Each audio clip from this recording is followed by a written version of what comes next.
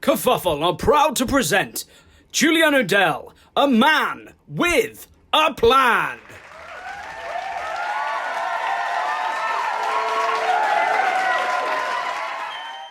Hello everybody and welcome here today. I am tremendously excited to a exclusive of Kerfuffle here. We have done it, haven't we, Julian? The two most sartorially brilliant dressed people in the industry have finally made the magic happen. The Thriller in Manila. Here we are. Look at this. Absolutely perfect. With your own catchphrase in the very top hand corner. Marvellous. Mr. Absolutely. Julian O'Dell, welcome here to the Kerfuffle platform. How the devil are you, sir? Thank you for having me, Mr. Whale. You're looking pretty in pink as always. I thought I'd try and blend in. So yeah, I'm good. I'm very, very good. Bunkered down at home as I have been now for 10 months. I'm broadcasting here today from Newcastle, as you can see. So I can see you've got your patio doors open. Yeah, very nice too. I'm any human interaction with anyone other than my wife is very welcome. So yeah, good to see you. Good to see you. Excellent. Well, I couldn't be happier. Obviously, we've known each other many years since you shamelessly beat me to a Supplier of the Year at Sunday Times, and Yeah. I've never stopped going on about it. It's on the wall, literally just over there. I can see it. I nearly hung it behind me. I thought that might upset you. I'll never forget the day there, Julian. There, Peter Fenwick. We got a bronze, silver. This is ours, Peter. This is ours. Get your jacket on. Julian O'Dell and TM. Anyway, well, look, if you can't beat them, join them, aren't you? And as I said, we're really couldn't be any more pleased, Julian, to be teaming up with you. Likewise. One of the real things I think we both have a commitment, obviously, to training and development, and you practiced and preached it, whereas I just kind of bullshit my way through a little bit. But the thing that I find a little bit frustrating in this industry is that there's a lot of people that talk the talk, isn't there? And we've spoke about this endlessly about how important training is and training and development and everything else, and simply. The actions don't match the words, do they? A lot of the time, and we have looked at the reasons why that happens. And actually, things like we're in the middle of lockdown. These are lockdown lessons we're looking at today. And at the very time, often you actually need to have your staff at the very best, pivoting with a new marketplace. Often that's the time when, really frustratingly, people drop the training budget and everything else. And I know you and I have had long conversations about this, and we've. Again, I suppose one of the ways we've had to innovate, as you mentioned, you've been doing this now digitally and via Zoom as we're doing now, is that, look, whatever way you used to look at it in the past, getting together in offices is a big commitment of time. It's, it can be expensive as well, just to get people out of the office and to travel and all the other things, other than your very worthy fee as well in terms of there. And actually, what we're trying to do today, as many people are, I think, is give people more access in a bit of a Netflixy style, aren't we, Julian? To make it more accessible when they need it, on whatever device they need it, and dealing with the issues of the day in a really topical and updated fashion.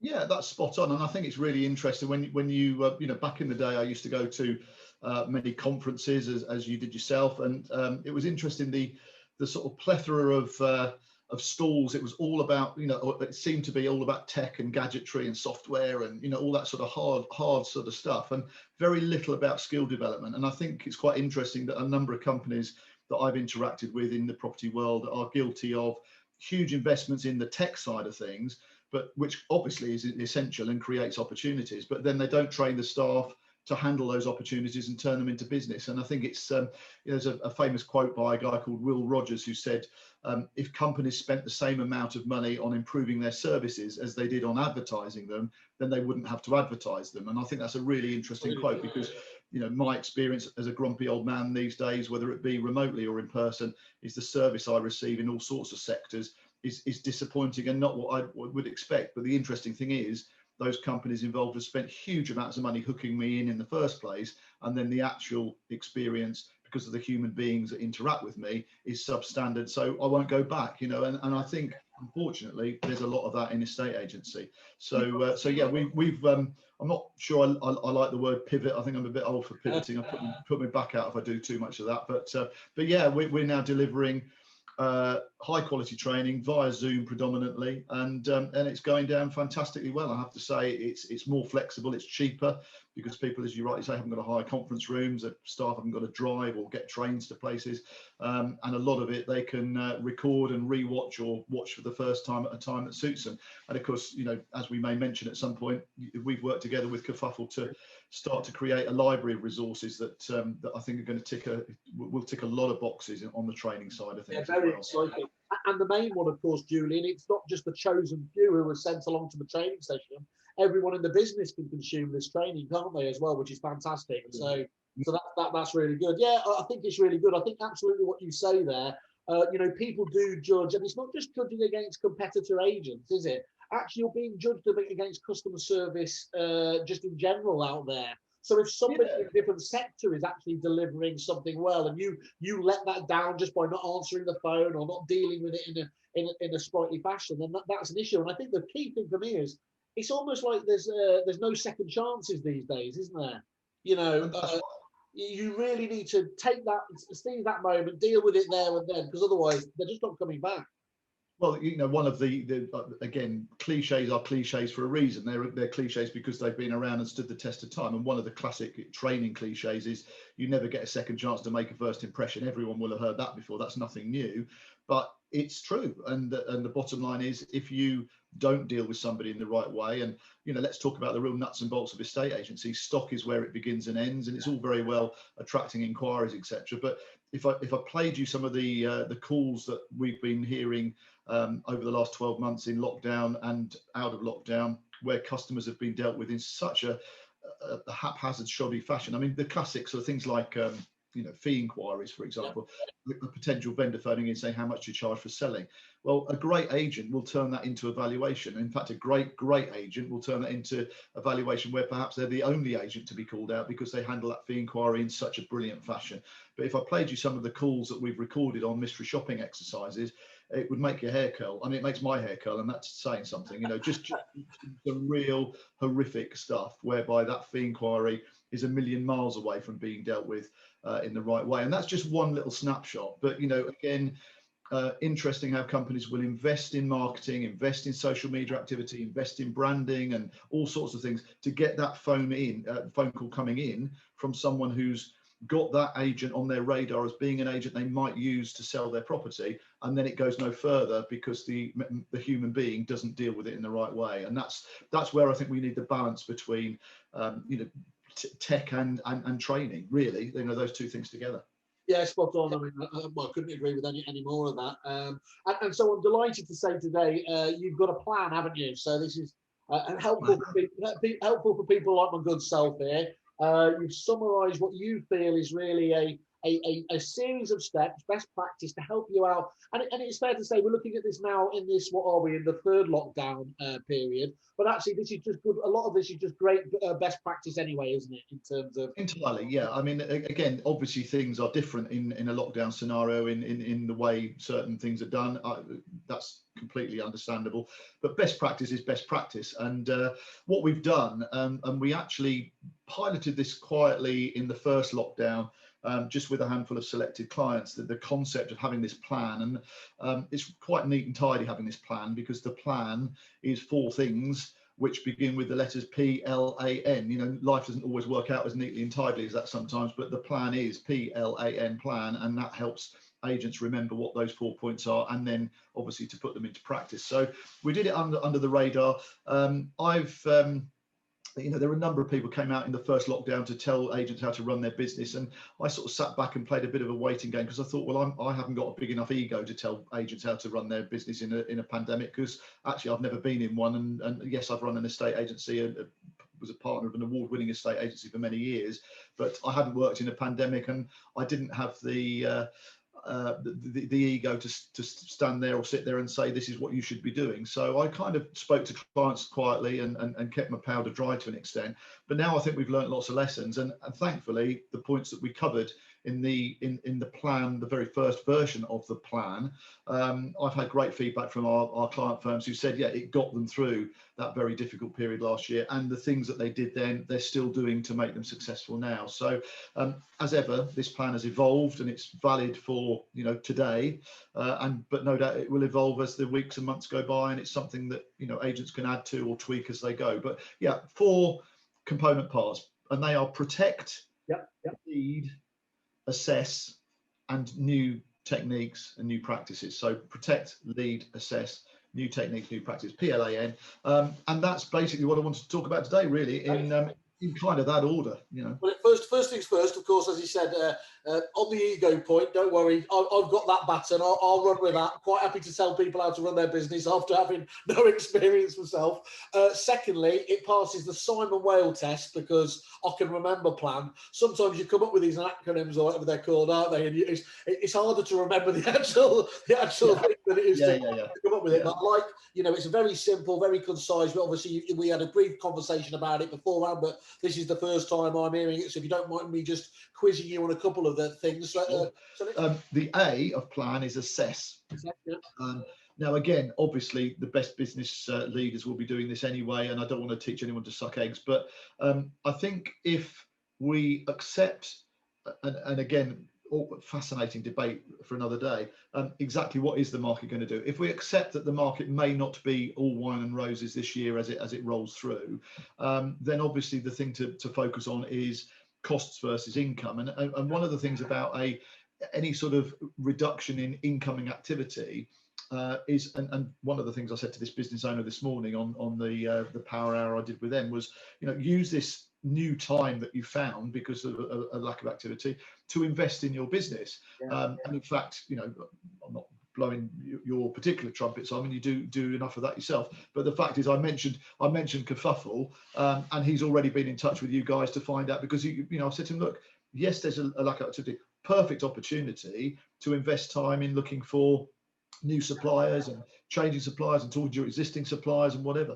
You've actually got the luxury of some time, guess what, to manage your business. I think it's fascinating, isn't it? Look, no one could have predicted it, but what better time was there in that first lockdown to do something like a website project? Ordinarily you're trying to fit in these big projects, aren't you, around just 9 to 5 normal business days. Now, but again, you could be forgiven for not doing it in the first one, but we have had, and we're in the middle of the third one now. Do take this time and see. I know, look, it's not the gift we expected, is it? But actually, you can take advantage of this, because when we get back into it normal, you're not going to get a break, are you, again? No, it's the perfect time, and I think inevitably what you need to be doing is looking at the things you've got that you spend money on, and what's nice to have and what do you have to have. And obviously, if things at certain times I think what worries me is that, and I've seen this before, I've seen it in a number of downturns before. I'm not saying that maybe I'm wildly wrong and the market will just fly and we'll be happy as Larry going forward. I don't know, but I think it feels to me as if we may hit a more challenging time. And now, to me, when things are right, it's a bit like the football analogy. When's the best time to sign the best players? It's when you're top of the league. You might think, well, we don't need them, but actually that's when you're going to. And it's the same with business. When things are going really well, what's the best time to look at your costs, etc. That's to start looking at it then, so that you can make decisions ahead of the curve. That's what helped us as an estate agency through the 08-09 debacle, and we came through unscathed. That's fascinating, actually. Just going back to that first lockdown, here had been me, as you said, shouting to the hilltops, as I always do, about getting control of your supplier tech stack and all the rest of it, and there, and you can make great money saving and everything else by looking at that efficiently. Stop holding on to suppliers that actually you're not really getting best value for. In the middle of it seems like a long time ago, in the middle of the Boris bounce back in January, plenty of people were saying, that's absolutely fantastic, Simon, I haven't got the time. Well, literally 6 weeks later, they were going through that process, but it was, there wasn't too much science about it. It was just trying to, cut the costs, brutally at that point of view. And so I think there is a real merit, isn't there? Is just get your shit in order so that you can, you said yourself, and I agree with you, it's overused, but so that you can pivot effectively and quickly. Yeah, exactly. So you're ready to go, because I think we get a bit flabby and a bit sort of, relaxed about costs when the income's flying in. And then obviously if we don't get ahead of the curve, then we've still got those ongoing costs if the income does slip a little bit, and suddenly we're in that scenario where we're scrabbling around thinking, where can we save more? So that would be a part of your assessment. I think the other thing about assessing things is, and again, I don't want to sound like a jaded old cynic, but I've run regions in estate agencies, and I've run, obviously, been part of running an estate agent, an independent estate agency, etc. And depending on how it's structured, sometimes your sales pipelines aren't always as good as they seem to be. And what I mean by that is, if you've got a little, Johnny, the manager, in an office which is struggling, and Johnny's under the microscope a little bit, there is a chance, of course, that Johnny won't necessarily be putting in all the cancellations because he doesn't want to be going to a managers meeting reporting that he's had a terrible sales month. So therefore, I'll take that out of the figures in a few weeks' time when I've got a few more gross sales coming in at the top end, and I can hide those cancellations a little bit easier. It might sound terribly cynical, but I took over a region in a corporate estate agency where one particular office had 39 subject to contract sales running at the time, and when I stripped away the veneer and checked them all, there were only 13 that were genuine. So of course, I know that's extreme, and it's probably not going on in your businesses if you're tuning into this, but just be careful, because if you're basing your forthcoming income on a pipeline that is actually flawed, that will catch you out massively. And so, practically, what do you do there, Julian, in terms of, is that just about having the right conversations with your team? I think it's about having conversations, but I think it's also about managing your data and the information. Obviously, if you've got to take a hypothetical case in point, if you've got 8 offices and you've got 7 of them with a reported abortive sale rate of 22%, for example, and then you've got one office who's got a reported abortive rate of 4%, then that should jump out and slap you around the face. That seems a bit weird. Either they're doing something amazing to stop all the sales falling through, or they're not reporting the sales falling through. So there's certain management information, I think, that can point you in that direction. Again, how long are sales taking from exchange, from going S to C to exchange? Again, if you've got a few anomalies within those figures, whereby most offices or most of your businesses are hitting certain timeframes, but 1 or 2 are way longer, that suggests that there are sales in there that are actually not going through to exchange. So it's things like that. But I think it's also about the culture. I've worked in cultures where the boss will say on a Monday morning, how many sales are you going to do this week? Well, you might as well ask them for the lottery numbers, because frankly, how can you possibly tell? I worked for a company where we had to pledge, and I've hated that word ever since. We had to pledge on a Monday how many sales we're going to do. Well, guess what happens on a Friday? If you're 3 short of sales, you'll probably stick a couple in just so that on the Monday you could say, well, we were only 1 short, boss, but 2 of those sales were absolute nonsense, so you then end up with that going on. So it depends on the culture. That's only really relevant if you're managing from a distance. If you're in the trenches with your staff, then clearly you'll have a handle on what's going on. But it's just a tip that I would give you to genuinely assess, on the one hand, your must-haves and your nice-to-haves and what you're spending your money on, and on the other hand, what your income is, which is a combination, of course, of genuine pipeline stuff and your exchanged unpaid, the stuff that's gone through. And again, on that front, I've noticed that you need to be very careful that you don't get the dirty done on you by clients. Again, some agents get a little bit sloppy and a little bit ragged around the edges on certain practices. If you have got clients that you are selling for, do we know where they're going? Do we have forwarding addresses? Because if you don't, and they don't pay your fee because they quietly speak to the solicitor and say, actually, I'll sort it out direct, don't worry, then you could find yourself chasing money going forward that ultimately you may not get. So just protecting and assessing your income and your costs, I think, is really important. And I'm guessing as well, Julian, another big benefit of this, the more you're on top of that pipeline as well, the more chance you've got of being able making it more efficient and everything else. You've got more chance of turning it around more often, haven't you? So exactly. Cash flow improves, and I know a lot of the best businesses work very hard on that, don't they, in terms of maximising the kind of velocity of that pipeline. I think, again, it's really interesting when I work with agents literally all over the country, and there's a very different ethos from one end of the scale to the other in terms of booking sales, for example. So I think best practice, yes, of course, we've had the stamp duty holiday. Let's assume that here we are in January. Let's assume that stamp duty holiday comes to an end and we're back to some sort of degree of normality going forward. To me, obviously, the sales that were being agreed in September, October, etc., there was a massive focus on, we want to be in by the end of March for the stamp duty avoidance. But going forward, I think it's best practice at the outset when you agree a sale to talk to people at that stage about timeframes, to talk to people at that stage about, desired exchange dates and completion dates, because at that point everybody loves each other and everyone's, happy to discuss that and be flexible. If you just throw sales at solicitors without a target date, then you can see that they'll just let it bumble along, and especially if they are working at a slower rate because of the COVID scenario, then solicitors won't treat your sales with any urgency. And that's when you'll be on the back foot 6 weeks down the line, when you're trying to hang on to a first-time buyer who desperately wanted to be in within a certain time. And the vendor didn't know that because nobody thought to nail that down at the beginning. So again, assessing the quality of the sales in terms of is everyone on board and moving forward at the same pace? All of that stuff I think makes a difference to the amount of sales that go through, without a doubt. The other assessment element, just to remind you, because I'm conscious that we're talking about lots of stuff, but we're talking about this plan, protect, lead, assess, and new practices.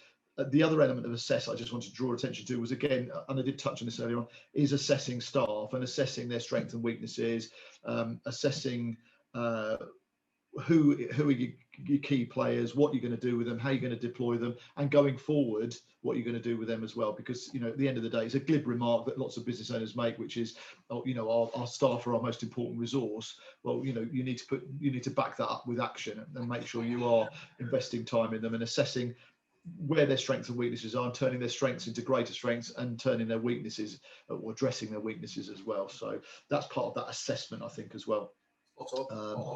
Yeah, I think that was it on assessment. I think the only other thing you should constantly assess is what general government support is out there for your business. And, again, that's far too stodgy a subject to talk about here. But, obviously there may be, depending on the size of your business and etc., there may be some support that you can continue to take advantage of. And I think that's part of the assessment on an ongoing basis. Excellent. Perfect.